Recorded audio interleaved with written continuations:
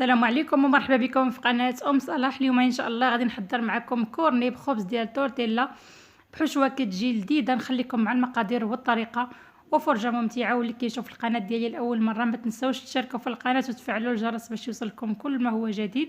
بسم الله على بركه الله. غادي نبداو. اول حاجه كناخذ المقله ديالي، كندير فيها واحد الكميه ديال الزيت، تقريبا واحد ربع كاس ديال الزيت، وكندير فيه حبه ديال البصل اللي كنقطعوها بحال هكا شرائح.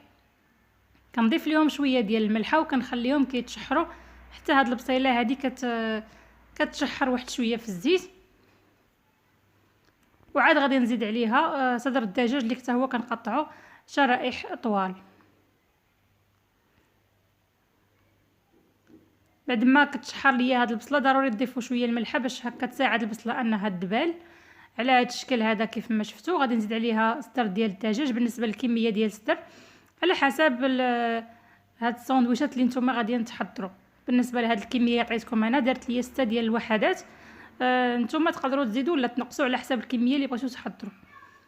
هنايا قطعت انا جهه ديال الصدر ديال الدجاجه، جهه ديال الصدر كامله قطعتها، خرجت ليا 6 ديال القطع ديال الكورني كيف ما غادي تشوفوا معايا. بعد ما كيتشحر شويه الدجاج كنزيد عليه الفلفله حتى هي اللي قطعتها على شكل طولي. هنا درت الفلفله الخضراء، تقدروا ديروا الحمراء والخضراء ولا ديروا غير الحمراء بوحدها ولا الخضراء بوحدها، يعني اللي متوفر استعملوه. كنخليهم كيدبالوا بحال هكا واحد شويه. ضروري نشحروا على عافيه كتكون متوسطه باش هكا ما تطلقش ليا داك الخضار والدجاج ما يطلقوش ليا الماء ديالهم. وغادي نضيف معكم التوابل. بالنسبه للتوابل عندي هنايا درت معلقه كبيره ديال العطريه ديال الشاورما مع شويه ديال الابزار، شويه ديال البابريكا او التحميره، شويه ديال سكينجبير وثوم بودره. هادو هما المكونات اللي استعملت. غادي نخليهم كيتشحروا على عافيه متوسطه كيف قلت لكم حتى كتنشف ليا هاد العماره وما كيبقاش فيها الماء.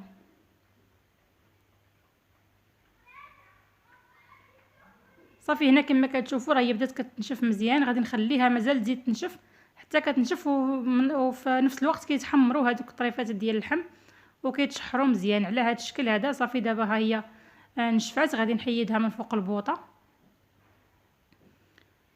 بعد ما نشفات ليا الحشوه هي هذه كيف ما شفتوا صافي طفيت عليها. هنا عندي الفرماج مخلطه، هنايا موتزاريلا والفرماج احمر، تقدروا ديروا غير نوع واحد. وعندي الخبز ديال تورتيلا كيف ما شفتوا معايا، خديت غير الجاهز. بالنسبه للصوص اللي غادي ندهن بها عندي هنايا المايونيز مع صوص بيغي. نتوما ديروا اي نوع ديال الصلصات كتفضلوهم. تقدروا ديروا المايونيز مع الكيتشوب، تقدروا ديروا الكيتشوب والمايونيز مع الموطارد والهريسه، يعني ديروا الصلصه اللي نتوما كتفضلوا. انا اكتفيت غير بهاد جوج ديال غير المايونيز وصوص بيغي هما اللي حضرتهم، خلطتهم بجوج هما اللي غادي نخدم بهم. صافي كناخذ هنايا هاد الخبز هذا كنقطعو من النص بحال هكا كما شفتوا، وغادي ندهنو بهذيك الصوص اللي حضرت معكم. بالنسبه للمايونيز راني كنصايبو غير في الدار.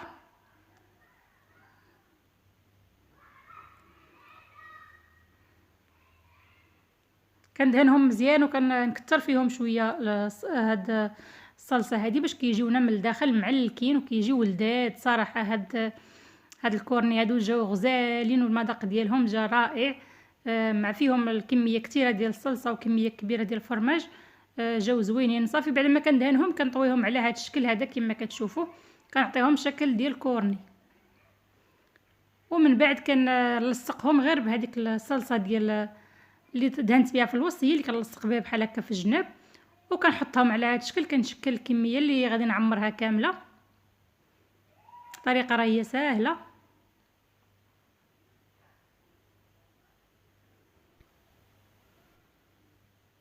صافي غادي نبقى مستمره حتى نكملهم كاملين اللي غادي نحتاج ونعاود نرجع معكم.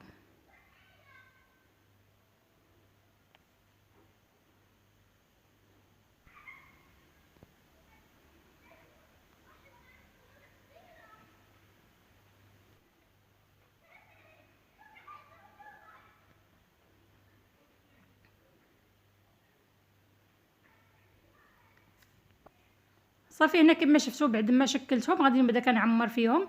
عندي هنايا كناخذ هاد الكورني هادو كندير فيه شويه ديال الفرماج لتحت كيف قلت لكم. هنا مخلط فرماج احمر مع الموتزاريلا، كندير شويه بحال هكا في التحت وكندير الحشوه ديالي في الوسط.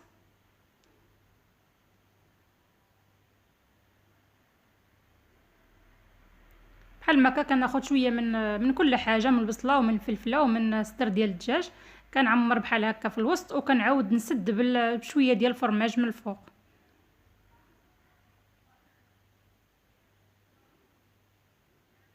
كنستمر بحال هكا حتى نعمرهم كاملين.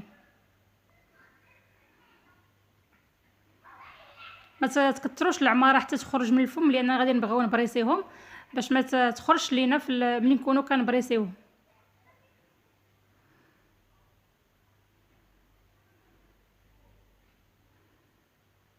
صافي بنفس الطريقه غادي نبقى مستمره بحال هكا حتى نعمرهم كاملين.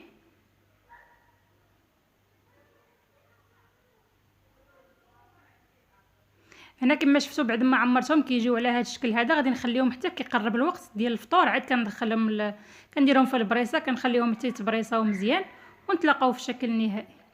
وكان هذا هو الشكل النهائي ديالهم بعد ما درتهم شويه في البريصه حتى كيتبريصاو. كان بعد ما كيخرجوا كندهن لهم شويه داك غير شويه من الفوق، كندهنهم بهذيك الصلصه اللي دهنت بها من الداخل، وكنلصق عليهم شويه ديال الفرماج حمر محكوك، وكنقدموهم بحال هكا مع شويه ديال المايونيز اولا الكيتشوب، ولا نقدموهم مع الصلصه اللي نتوما كتفضلوا، كيجيو معلكين من الداخل مع الفرماج، وديك الحشوه كتجي لذيذه. نتمنى انكم تجربوهم لانهم فعلا كيجيو لذاذ. الفيديو ديالنا هنا وصل للنهايه ديالو. بسلام عليكم والى فيديو قادم ان شاء الله.